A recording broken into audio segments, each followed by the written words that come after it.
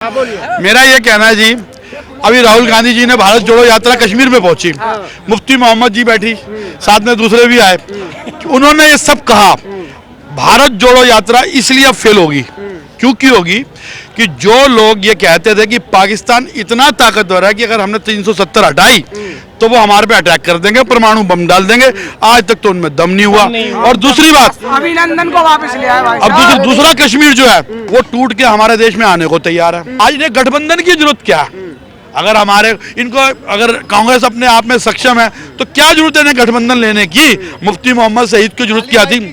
और मुफ्ती मोहम्मद शहीद के अलावा और जो अब्दुल गफार साहब है उनकी भी जय हो, चलो मान लेते हैं, लेकिन क्या जरूरत है कांग्रेस को उनको साथ? कांग्रेस जब उनको साथ लेती है लोगों के अंदर वो गुस्सा है, तभी कांग्रेस जीत नहीं पाती है। कांग्रेस अपने कामों पे जीते तो बात दूसरी है। अगर राहुल गांधी अगर कोई अच्छा काम करेगा तो 100% और जितने लोग खड़े हैं राहुल गांधी को वोट देंगे।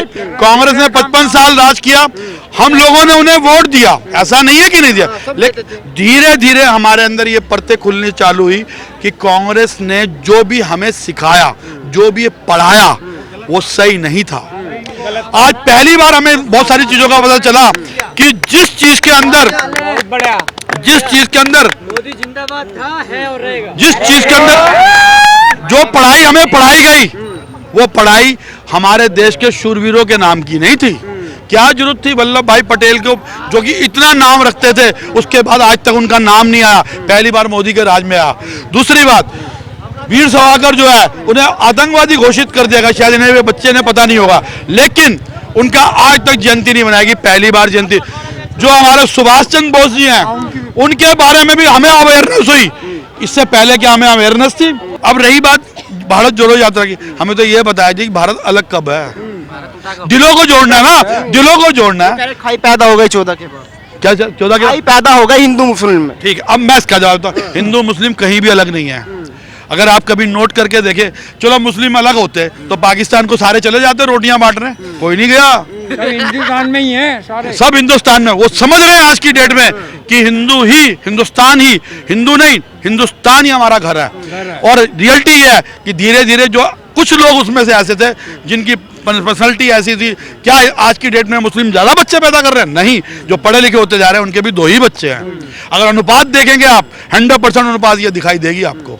लेकिन क्या है, अब लोगों के अंदर एक धारणा बन चुकी है, दिमाग के अंदर वो कीड़ा घुसेड़ चुके हैं कि नहीं, 90% ये भी बात मजेदार है कि मुस्लिम ही आतंकवादी क्यों होता है, क्योंकि उनके पास वो शिक्षा कम है, उनको उस अवेयरनेस को कराया नहीं जाता। अगर वो अवेयरनेस होगी तो कैसे नहीं होंगे? अगर हम लोग पढ़े लिखे आज आए हैं, हमारे फादर जो भी थे वो इतने पढ़े लिखे थे, हम धीरे धीरे पढ़ रहे हैं तो ये बात समझ पा रहे हैं, जो हमारे आगे वाले होंगे वो भी समझ पाएंगे। क्या जरूरत है कि हमारे देश के बच्चे जो है बाहर जाके फॉरेन में काम करते हैं, हमारे देश में भी तो काम होता है, और ऐसी ऐसी सीटों पर हैं जो बड़े से बड़े जो राज्य हैं वो भी नहीं कर पाए, बड़े बड़े देश जो वो नहीं कर पा रहे, हमारे बच्चे कर रहे हैं, हमारे लोग कर रहे हैं। तो अब इसके बारे में आप जवाब दे दो भाई। जवाब क्या पूछा इन्होंने? क्या पूछा इन्होंने? गुफ्तगू कर दी इसलिए पता नहीं चल रहा क्या। तुम तो बड़े गौर से रहते, बताइए आपको क्या दिक्कत हुई सरकार में, बताइए। सरकार से कोई दिक्कत, देखिए दिक्कत क्या है कि लोग आज भी कह रहे प्राइवेटाइजेशन हुई है जिस तरह से, एक लोग पैसा अपने हिंदुस्तान में आ रहा है, लेकिन कितने लोग आज बेरोजगार हैं इसको दिखाइए ना। जी बिल्कुल। भाई साहब कहाँ से आए आप? मैं बिहार से। बिहार में काम नहीं मिला जो दिल्ली आ गया? पहले एक बात बताइएगा, एजुकेशन लेने के लिए, एजुकेशन के लिए ना। अब एक छोटा सा वर्ड है, क्या आप भूखे मर रहे हैं? भूखे हम अपनी बात कहाँ कर रहे हैं, लोगों की बात कर रहे हैं। आपने सर्वे की बात, अब सुनी सुनाई बात यह है कि हिंदुस्तान में हिंदू और मुस्लिम लड़ रहे हैं, ये फॉरेन के देशों में आता है ना? क्या वो देख रहे हैं लड़ रहे हैं हम? और दूसरी बात ये कह रहे हैं कि महंगाई बढ़ेगी, लोग बेरोजगार हैं। भाई साहब जो काम करना चाहता है, आज से 20 साल पहले या 25 साल पहले, हाँ 20-25 साल पहले हमारे यहाँ 100 रुपए की मजदूरी थी, आज 500 रुपए मजदूरी है। क्या अनुपात नहीं बढ़ा? तो महंगाई क्यों नहीं बढ़ेगी? अनुपात बढ़ी तो सिलेंडर वहीं का वहीं है 1100 का।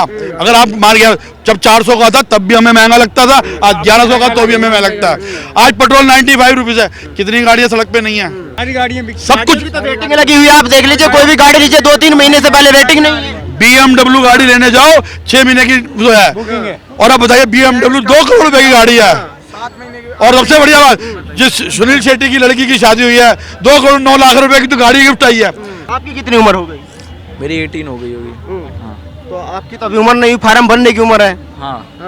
फिर कैसे कह रहे हैं? क्या कहाँ पे चाहिए रोजगार आपको? मेरे घर पे है रोजगार, मेरी बिजनेस है खुद का। नहीं, 18 के साल में कह रहे हैं कि रोजगार देना चाहिए, 18 के साल में रोजगार का सिम। मैंने एक मिनट अरे भाई यार मैंने डीसी से क्या बताऊं?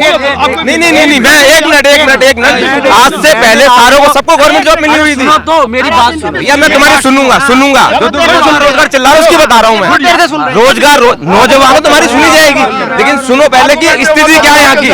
आप पूरे वर्ल्ड को देखो, भुखमरी फैली हुई है। अमेरिका में हमसे ज्यादा परेशान है आज की डेट में। आप कोई भी शब्द मारो गूगल आपके हाथ में है। मैंने हाँ पीछे भैया, तुम्हें सुख से रोटी मिल रही है, बोलने का अधिकार मिल रहा है, जो मर्जी इसकी मर्जी गाली बक दो, मोदी का विरोध कर दो, पप्पू को प्रधानमंत्री बना दो, क्योंकि बोलने की आजादी है ना भाई।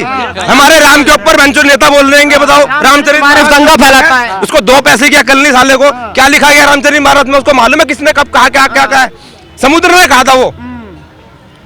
जो जिसके पीछे बहस हो रही, समुद्र से जब रामचंद्र जी आज्ञा मान रहे थे 3 दिन तक उन्होंने उनका जाप करा, जब वो नहीं आए, जब उन्होंने कहा, समुद्र से वार्तालाप हुई थी वो, अब उसको कहते हैं कि रामचंद्र ने कह दिया।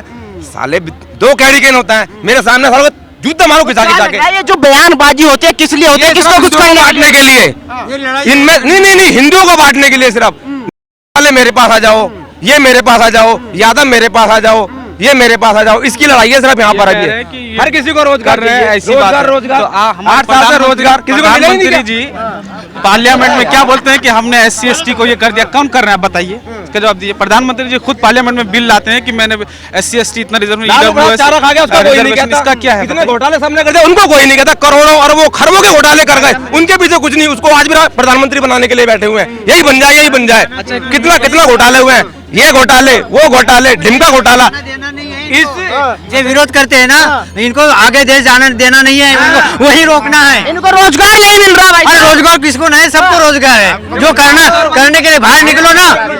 एक मिनट भैया, जो रोजगार वाली बात करता है वो सिर्फ ना हाई फाई करता है।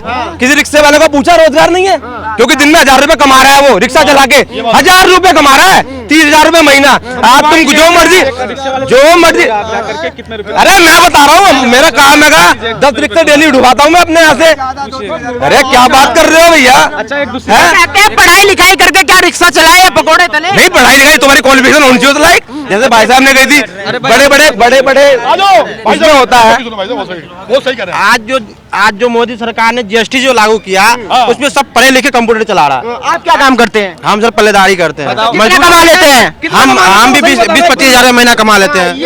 पढ़े लिखों को रोजगार नहीं मिल रहा, आप खुश हैं? हाँ, क्यों रोजगार क्यों नहीं है? आज हमारा भाई पढ़ा लिखा है, चले इंटर का हो चाहे BA का हो, पढ़ा लिखा है, वो अपना कोर्स करके ITI कंप्यूटर तो चला रहा है।